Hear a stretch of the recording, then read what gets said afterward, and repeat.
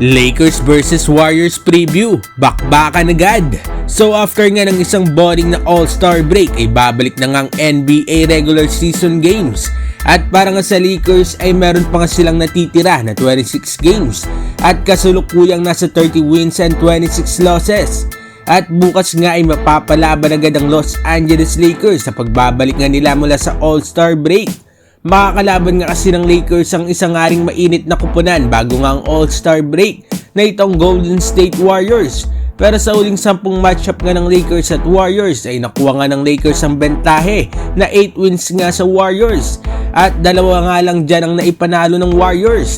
Kaya tara at pag-usapan natin ang preview sa laban bukas ng Lakers at Warriors. Unahin natin ang posibleng kakulangan ng Lakers offensively at defensively. Kung hindi nga talaga makakapaglaro bukas si LeBron dahil sa ankle injury, ay dadami nga lalo ang mawawala sa Lakers.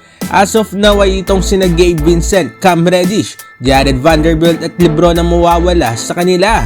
Though yung kay LeBron nga mga idol ay wala pang official statement ang Lakers kung makakapaglaro nga ito. Pero asahan nga natin na mas less ang depensa at less nga rin ang opensa na magagawa nila. Pangalawa ay ang adjustments ng both teams. Laman nga ng usapin sa mga disappointing coaches ngayong season, ito nga sina Darvin Ham at Steve Kerr. Pero kung maganda nga ang gagawin nilang adjustment in-game at ang mga rotation nga ay magiging maganda ang laban. Huwag nga lang mag-small ball ang Warriors dahil mamumuro nga sa ilalim itong si AD, habang ang Lakers naman ay sana nga gamitin ang mga sentro.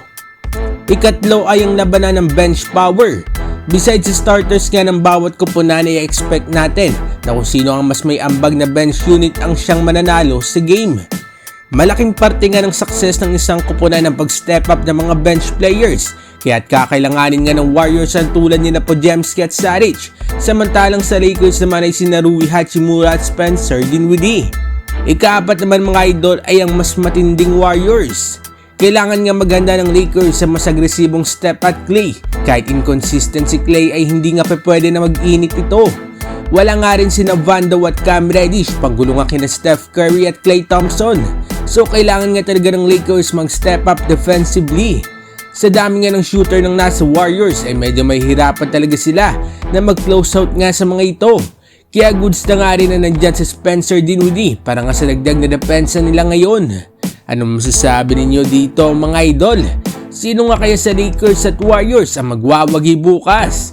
Mag-komento sa baba at ating babasahin yan. Huwag kakalimutan na mag-like at subscribe para sa iba pang balitang NBA. Maraming salamat po.